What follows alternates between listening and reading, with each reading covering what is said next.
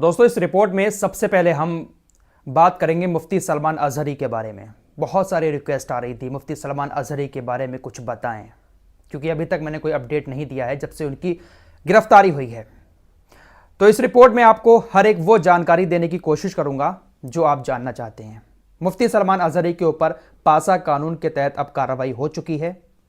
अब आगे क्या होने वाला है, इस वीडियो को आराम से देखेंगे, समझेंगे तो सारी चीजें आपको अच्छे से समझ में आ जाएंगी। शुरू से शुरू करते हैं। मुफ्ती सलमान अजहरी ने गुजरात के जूनागढ़ में एक तकरीर की थी। उस तकरीर के दौरान उन्होंने एक शेर पढ़ा था। वो शेर आप लोगों को अच्छे से पता होगा। उस शेर में उन्होंने कुत्ते शब्द का इस्तेमाल किया, जिस वजह से उनके ऊपर जूनागढ़ के अंदर एफआईआर हो गई। गुजरात एटीएस उनको मुंबई से जूनागढ़ लेकर आ गई। 2 दिन की पुलिस रिमांड पर रहे मुफ्ती सलमान अजहरी। उसके बाद कोर्ट ने उनको जमानत दे दी। जैसे ही मुफ्ती सलमान अजहरी को पहली एफआईआर में जमानत मिली, उसके फौरन बाद एक दूसरे जिले में गुजरात के दूसरी एफआईआर हो जाती है। उस एफआईआर के होने के बाद मुफ्ती सलमान अजहरी को गुजरात के दूसरे जिले की पुलिस अपने साथ ले जाती है। कुछ दिन पुलिस रिमांड पर मुफ्ती सलमान अजहरी रहते हैं। उसके बाद अदालत में पेश किया जाता है। अदालत ने एक बार फिर से दूसरी एफआईआर में भी मुफ्ती सलमान अजहरी को जमानत दे दी। दूसरी एफआईआर में जब मुफ्ती सलमान अजहरी को जमानत मिली तो उसके बाद तीसरी जगह गुजरात के एक जिले में एफआईआर हो गई। मोडासा की पुलिस मुफ्ती सलमान अजहरी को अपने साथ तीसरी एफआईआर में पुलिस रिमांड पर ले जाती है। मुफ्ती सलमान अजहरी के ऊपर ये जो तीसरी एफआईआर हुई थी, इस एफआईआर के बाद भी उनको कोर्ट ने जमानत दे दी। यानी तीनों जगहों पर जहां जहां पर एफआईआर हुई, मुफ्ती सलमान अजहरी को तीनों जगहों पर कोर्ट ने सुनवाई करने के बाद जमानत दे दी। लेकिन जैसे ही मुफ्ती सलमान अजहरी को तीसरी जगह एफआईआर करने के बाद भी जमानत मिली, उसके बाद जूनागढ़ के कलेक्टर ने अपनी उस शक्ति का इस्तेमाल किया जिस शक्ति का इस्तेमाल बड़े बड़े क्रिमिनल के लिए किया जाता है, पासा कानून। जी हां, गुजरात का पासा कानून। इसके तहत अब मुफ्ती सलमान अजहरी को गिरफ्तार कर लिया गया है और उनको अब बड़ौदा जेल लाया गया है। मुफ्ती सलमान अजहरी को जिस पासा कानून के तहत गुजरात पुलिस ने अब गिरफ्तार किया है, इसके तहत मुफ्ती सलमान अजहरी को 3 महीने से लेकर 1 साल तक की सजा हो सकती है। क्या है यह पासा कानून, इसको भी जरा समझ लेते हैं। पासा कानून की फुल फॉर्म है Gujarat prevention of anti social activities act. इसको शॉर्ट में पासा 1985 कहते हैं। इस कानून को गुजरात के अंदर जो खतरनाक अपराध करते हैं उन अपराधियों के लिए बनाया गया था। जैसे जो लोग मानव तस्करी करते हैं, शराब या ड्रग्स का धंधा करते हैं, प्रॉपर्टी को हड़पते हैं, जानबूझकर ट्रैफिक सिग्नल को बार बार तोड़ते हैं, इस तरह के संगीन अपराध करने वालों के लिए यह कानून बनाया गया था। इस कानून के तहत अगर कोई शख्स हिरासत में है और उसको जमानत मिलती है तो जमानत मिलने के फौरन बाद उसको जो कलेक्टर साहब होते हैं वो अपने पासा कानून के तहत गिरफ्तार कर सकते हैं। तो यही हुआ है मुफ्ती सलमान अजहरी के साथ भी। मुफ्ती सलमान अजहरी को जब तीसरी जगह भी जमानत मिल गई तो कलेक्टर साहब ने अपने इसी पासा कानून का इस्तेमाल करते हुए उनको जेल से बाहर आने से पहले ही दोबारा गिरफ्तार कर लिया और उनको अब बड़ौदा लेकर आया जा रहा है। गुजरात का यह पासा कानून 27 मई 1985 में गुजरात के अंदर लागू हुआ था। हालांकि 2020 में गुजरात सरकार ने इसमें कुछ संशोधन भी किया।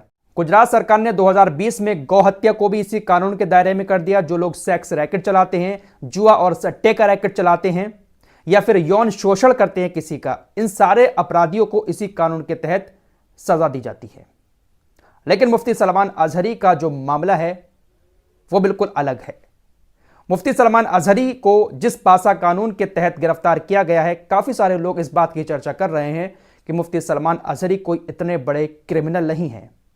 ये जो एक्ट गुजरात के अंदर बनाई गई थी, पासा एक्ट, ये बार बार बड़े बड़े खतरनाक आपराधिक काम करने वालों के लिए बनाई गई थी, जिससे राज्य की कानून व्यवस्था बिगड़ती है। लेकिन इसी पासा कानून का इस्तेमाल मुफ्ती सलमान अजहरी के ऊपर किया गया है। इस कानून के तहत अपराधी को 3 महीने से लेकर 1 साल तक की सजा हो सकती है।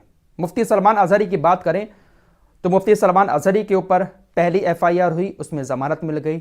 उसके फौरन बाद दूसरी एफआईआर हो गई, पुलिस ने गिरफ्तार किया, उसमें भी जमानत मिल गई। उसके फौरन बाद तीसरी एफआईआर हो गई, वहां पर भी मुफ्ती सलमान अजहरी को जमानत मिल गई। जब तीनों जगहों पर कोर्ट ने जमानत दे दी, उसके बाद पासा कानून के तहत उनको गिरफ्तार करके बड़ौदा जेल में भेज दिया गया। तो मान सकते हैं कि मुफ्ती सलमान अजहरी को इतनी आसानी से गुजरात का प्रशासन बाहर नहीं आने देना चाहता है। मुफ्ती सलमान अजहरी के ऊपर ये जो एक्ट लगाई गई है, तो हो सकता है कि मुफ्ती सलमान अजहरी को अब थोड़े वक्त तक जेल के अंदर रहना पड़ जाए। इस पासा कानून से जुड़ी एक और जरूरी जानकारी आप लोगों को देना चाहता हूं। यह पासा कानून ऐसे आरोपी के ऊपर लागू किया जाता है जिस आरोपी के ऊपर पहले से आईपीसी या किसी और धारा के तहत 3 मामले दर्ज हों। जब तक 3 मामले दर्ज पहले से नहीं होते हैं, इस पासा कानून को गुजरात का प्रशासन नहीं लगा सकता। 3 मामले दर्ज हो जाते हैं, उसके बाद पासा कानून लगा सकता है गुजरात का प्रशासन। तो मुफ्ती सलमान अजहरी के ऊपर 3 जगहों पर पहले एफआईआर हुई, यानी 3 मामले मुफ्ती सलमान अजहरी के ऊपर दर्ज हो चुके हैं, इसलिए उनके ऊपर पासा के तहत कार्रवाई हो सकती थी और उसी पासा कानून के तहत मुफ्ती सलमान अजहरी के ऊपर कार्रवाई हुई और उनको जेल भेज दिया गया। अब देखते हैं कि मुफ्ती सलमान अजहरी को कब तक जेल के अंदर रखा जाता है, कैसे मामला पैदा होते हैं, कितने दिन की उनको सजा होती है। फिलहाल जब उनको गिरफ्तार किया गया था तो ऐसा लग रहा था कि नहीं, ज़्यादा दिन तक इनको जेल में नहीं रखा जाएगा, लेकिन काफ़ी वक्त हो चुका है मुफ्ती सलमान अजहरी को, और ज़मानत कब मिलेगी अभी तो कोई पता नहीं है। बाकी फेक न्यूज़ बहुत सारी चल रही है सोशल मीडिया पर, ज़्यादा ध्यान उन पर ना दें। अभी का लेटेस्ट अपडेट यही है जो मैंने आपको बताया है। आइए अब कुछ अपडेट आपको मिडिल ईस्ट के भी दे देता हूँ। दोस्तों, फिलिस्तीन के लोग कितने निडर हैं, कितने बहादुर हैं, इसका एक नमूना आपको दिखाना चाहता हूँ। आप सभी को पता ही है कि जब से जंग शुरू हुई है, मस्जिद अक्सा के चारों तरफ इजराइल की सेना ने अपनी सुरक्षा बहुत टाइट कर दी है। मस्जिद में जाने पर प्रतिबंध लगा रखा है। ज़्यादातर फिलिस्तीन के मुसलमान जुमे की नमाज मस्जिद अक्सा में अदा करते हैं, लेकिन अब इजरायली सेना उनको मस्जिद में नहीं जाने देती है। आज भी जुमे का दिन था, लेकिन मस्जिद अक्सा में तस्वीरें देखिए आप लोग, कितने सारे मुसलमान नमाज पढ़ने के लिए पहुंच गए। इन फिलिस्तीन के मुसलमानों को इजराइल की सेना की बंदूक का कोई भी डर नहीं है।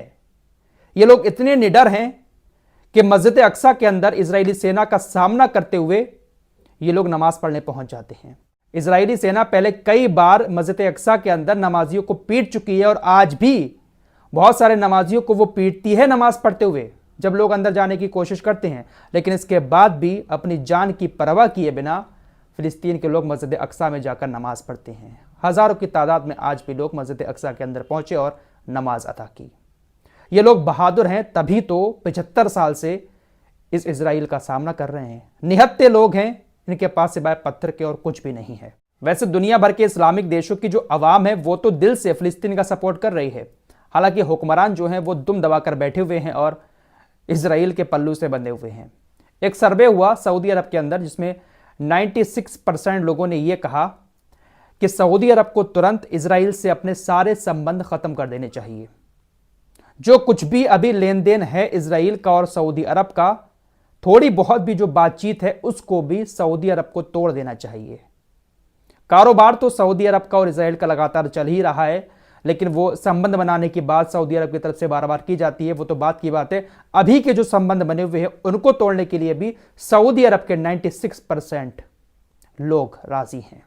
ये जो 4% लोग हैं ये सरकार के ही आदमी होंगे, इन्हीं के खानदान के हुक्मरानों के, बाकी 96% जनता खिलाफ है। फिलहाल इस रिपोर्ट में इतना ही। मिलते हैं कुछ और लेटेस्ट अपडेट के साथ, तब तक के लिए अपना ख्याल रखिए। अल्लाह हाफिज़।